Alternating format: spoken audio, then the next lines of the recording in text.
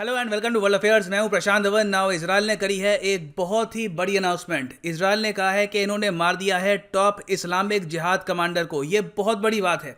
Now यहाँ पे ऐसा नहीं है कि ये वर्ड्स यूज़ किए जा रहे हैं इनको डिस्क्राइब करने के लिए। ये एक प्रॉपर ग्रुप है। यहाँ पे आप देखोगे आर्टिकल है टाइम्स ऑफ इसराइल का कि इजराइल डिफेंस फोर्स ये कहती है। इसका नाम था हसम अबू हरबीद और ये बहुत बड़ी न्यूज़ है। इंडियन मीडिया भी इसको प्रॉपरली यहाँ पर कवर कर रहा है। माना जा रहा है कि इससे इजराइल हो सकता है कि फ्यूचर में एक जीत भी डिक्लेयर कर दे, क्योंकि बेंजामिन नेतन्याहू ने जब इनिशियली अपनी जो असॉल्ट है, इजराइल की असॉल्ट ये शुरू करी थी गाज़ा पट्टी पर, तब इन्होंने वादा किया था कि हमास और इस्लामिक जिहाद ग्रुप, दो जो ये ग्रुप हैं जो आज के समय इजराइल पर अटैक कर रहे हैं, दोनों एक बहुत ही बड़ा प्राइस पे करेंगे। तो इस्लामिक जिहाद का जो टॉप कमांडर है ये इन्होंने यहाँ पे मार डाला है। अब हमास को भी ये काफ़ी नुकसान कर चुके हैं। तो अब पॉसिबिलिटी यहाँ पर बन रही है कि जिस तरीके से टेरर नेटवर्क इजराइल डिस्ट्रॉय कर रहा है गाज़ा में, हो सकता है कि आने वाले कुछ दिनों में आपको दिखे कि यहाँ पर जो कॉन्फ्लिक्ट है ये थम जाए ना। यहाँ पे हो सकता है कि आप एक बहुत ही बेसिक क्वेश्चन पूछें कि वेट अभी तक तो हमास के बारे में सुना था कि गाज़ा पट्टी में हमास है, इजराइल के साथ उनके इश्यूज़ हैं। अब ये जो नया ग्रुप है ये कहाँ से सामने आ गया? देखो, आज के समय इजराइल, यहाँ पे आप देख पाओगे ये इजराइल है, ये गाज़ा पट्टी है। इजराइल को आज के समय सिर्फ गाज़ा पट्टी से अटैक नहीं हो रहा। आपको पता होना चाहिए कि हाल ही में सीरिया में भी कई ग्रुप्स हैं जिन्होंने अटैक किया यहाँ पर इजराइल को। उनमें से एक ग्रुप है पैलेस्टीनियन इस्लामिक जिहाद का। आज के समय आप अगर देखो तो इजराइल की जो डिफेंस फोर्सेज है, जहाँ पे इनकी एयरफोर्स आती है, जो इनकी पुलिस है, स्कलग डिवीजन है, जो इनकी बॉर्डर पुलिस है, उसके अलावा जूइश इजरायली प्रोटेस्टर्स, ये सब जो यहाँ पर हैं ये सिर्फ हमास के खिलाफ नहीं लड़ रहे। हमास के अलावा एक और ग्रुप है जो आप कह सकते हैं बहुत से एस्पेक्ट में हमास जितना ही डेंजरस है, पैलेस्टाइन इस्लामिक जिहाद ग्रुप। इससे भी इजराइल आज के समय लड़ रहा है और दोनों में फ़र्क ये है कि हमास हेडक्वार्टर्ड है गाज़ा पट्टी में और ये जो दूसरा ग्रुप है पैलेस्टाइन इस्लामिक जिहाद, ये हेडक्वार्टर्ड है सीरिया की कैपिटल दमास्कस में। तो ये ज़्यादातर सीरिया से अटैक करते हैं, मगर हाल ही में इन्होंने डिप्लॉय किया था एक नॉर्दर्न इजराइल कमांडर। इसका काम ये था कि जो एंटी टैंक मिसाइल होते हैं, अब आपने काफ़ी बार देखे होंगे एंटी टैंक मिसाइल, उनका काम होता है बस टैंक को डिस्ट्रॉय करना। इन मिसाइल्स को ये बस रैंडमली शूट करते थे इजराइल सिटीज़ पर। कई जो इनके शहर हैं, कई जो यहाँ पर रेजिडेंशियल एरिया हैं, वहाँ पर एंटी टैंक मिसाइल से शूटिंग करते थे। और 15 साल तक इनका जो ये कमांडर है जिसको मारा गया है, इसने बहुत ज़्यादा नुकसान किया इजराइल का। कई इजरायली सिविलियंस को मारा, इजराइल के जो आर्मी के लोग हैं उनको मारा। तो इजराइल की फोर्सेस आज के समय जश्न मना रही है कि यहाँ पे जो टॉप कमांडर है इसको फाइनली मार दिया गया है। और जो ये ग्रुप है इसके बारे में मैं आपको कुछ बता दूँ कि ये लोग किस तरीके से काम करते हैं और ये ओवरऑल किस अलायंस का पार्ट है। नाउ जो पैलेस्टीनियन इस्लामिक जिहाद है, इसका पूरा नाम है इस्लामिक जिहाद मूवमेंट इन पैलेस्टीन। इसकी शुरुआत हुई थी 1981 में। ये लोग, उसके अलावा हमास, फिर साथ में कुछ और छोटे मोटे और ग्रुप्स हैं, ये सब मिल के बनाते हैं alliance of Palestinian forces.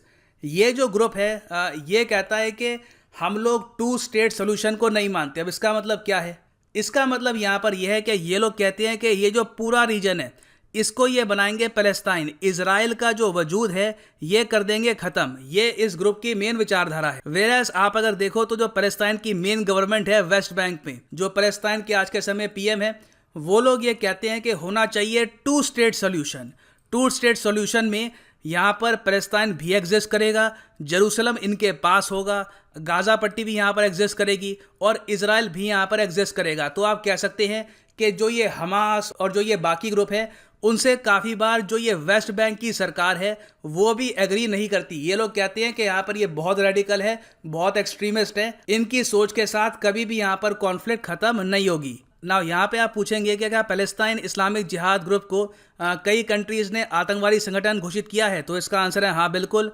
USA, European union, United kingdom, Japan, Canada, Australia, New Zealand और इजराइल खुद, ये सब देश, और ऑफ कोर्स यूरोपियन यूनियन में तो बहुत सारे देश आते हैं, ये सब आज के समय मानते हैं कि ये ग्रुप है एक आतंकवादी संगठन। ओवर द ईयर्स इन्होंने ना सिर्फ कॉन्फ्लिक्ट में, काफ़ी बार टेरर अटैक में भी सिविलियंस जो हैं इजराइल में, जो आम नागरिक हैं, उनको टारगेट किया है। काफ़ी बार सुसाइड बॉम्बिंग्स कैरी आउट करी है इजराइल में।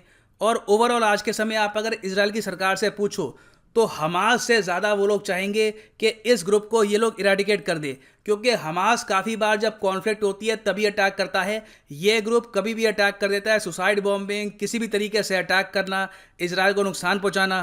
तो इसलिए अबू हरबीत की जो डेथ है ये बहुत हद तक मैटर करती है। और अभी के लिए इजराइल को यहाँ पर उम्मीद ये है कि हो सकता है कि एटलीस्ट जो इनका एक ग्रुप है यहाँ पे पैलेस्टीनियन इस्लामिक जिहाद, अब ये ग्रुप शांत हो जाएगा और अब बस हमास ही एक्टिव रहेगा। हमास ने हालांकि यहाँ पर यह कहा है कि इसकी मौत का ये बदला लेंगे और बहुत सारे रॉकेट्स इन्होंने ऑलरेडी दाग दिए हैं तेल अवीव की तरफ इसकी मौत का बदला लेने के लिए। ना किस तरीके से अबू हरबीत को मारा गया था ये भी मैं आपको दिखा देता हूँ। सो यहाँ पे आप देख पाएंगे टाइम्स ऑफ इजराइल ने ही इसकी एक वीडियो शेयर करी है। यहाँ पर ये वीडियो रिलीज़ करी है इजराइल की सरकार ने और इस तरीके से यहाँ पे एयर बॉम्बिंग के ज़रिए इन्होंने अबू हरबीत को यहाँ पे मारा है।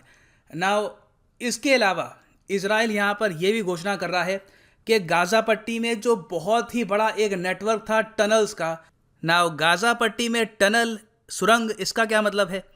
देखो अब ये पता कर लिया जा चुका है कि गाज़ा पट्टी को यहाँ पे आप अगर देखोगे तो जितनी ये ऊपर से आपको दिख रही है उतनी ही बड़ी इसकी अंडर एक लेयर है। मतलब कि बेसिकली क्या किया गया है कि ओवर द ईयर्स इस पूरे एरिया के अंडर एक नेटवर्क बना दिया गया है सुरंगों का।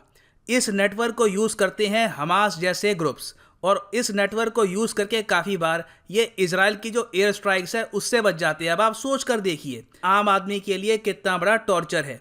ये हमास के लोग पहले मिसाइल दागते हैं यहाँ पे तेल अवीव में और उसके अलावा वेरियस और इनकी सिटीज़ में, फिर इजराइल के जो F-16 है यहाँ पे बॉम्बिंग करते हैं गाज़ा पट्टी की। उस टाइम हमास के लोग ये बिल में यहाँ पे छुप जाते हैं, टनल्स में छुप जाते हैं और मेन नुकसान किसका होता है? गाज़ा पट्टी में बैठे आम इंसान का, आम लोगों का, जिनका कोई मतलब नहीं है इस सब कॉन्फ्लिक्ट से। तो अभी के लिए क्या है कि इजराइल ने यह कहा है कि इन्होंने इतनी बॉम्बिंग करी है गाज़ा की तो काफ़ी जगह जो टनल सिस्टम है इसको इन्होंने डिस्ट्रॉय कर दिया है हैवी एयर स्ट्राइक से। ये बहुत बड़ी बात है कि इतने बम बरसाए इन्होंने कि एक बार को ऊपर की जो धरती थी ये तो डिस्ट्रॉय हो गई, धरती के नीचे जो सुरंग बना रखी थी वो भी डिस्ट्रॉय हो चुकी है। तो इससे आप समझ सकते हैं कि इंटेंसिटी क्या होगी इजराइल की बॉम्बिंग की। और यहाँ पे मैं आपको यही बता दूं, इजराइल के जो जर्नलिस्ट हैं ये यहाँ पर यही बता चुके हैं, इनका क्लेम है कि जो ये सुरंगें हैं ये बनाई है गाज़ा के बच्चों ने। गाज़ा में जो गरीब बच्चे होते हैं जिनकी फैमिलीज़ नहीं है उनको ये लोग पकड़ लेते हैं और चाइल्ड लेबर करवा कर इनसे ये जो सुरंगें हैं ये बनवाते हैं। और इजराइल ने ये भी क्लेम किया है कि 160 बच्चे, 160 बच्चे ये मारे गए इन सुरंगों को खोदते हुए हमास के लिए। यहाँ पे आप देखोगे आर्टिकल है जेरूसलम पोस्ट का, at least 160 children died digging tunnels for Hamas. तो in very simple words Israel ये कॉन्फ्लिक्ट जीतता हुआ दिख रहा है। इन्होंने पैलेस्टीनियन इस्लामिक जिहाद को नुकसान पहुंचाया है और इसके अलावा ये लोग हमास को भी काफ़ी डैमेज कर चुके हैं। तो अब देखिए इजराइल के ऊपर है कि कितने समय तक ये और बॉम्बिंग करना चाहते हैं। जो टेरर नेटवर्क था जिसको ये डिस्ट्रॉय करना चाहते थे उसको इन्होंने कई सालों के लिए डिसमेंटल अभी के लिए कर दिया है। वापस इनको रीबिल्ड करने के लिए ये सब कई साल अभी लग जाएंगे। नाउ फाइनली यहाँ पर मैं ऐड कर दूँ कि आप किसी भी एग्ज़ाम के लिए तैयारी कर रहे हैं, चाहे UPSC, bank, SSC, railways, any examination, आप परचेज कर सकते हैं अनअकैडमी के क्वालिटी कोर्सेज ऑन unacademy.com।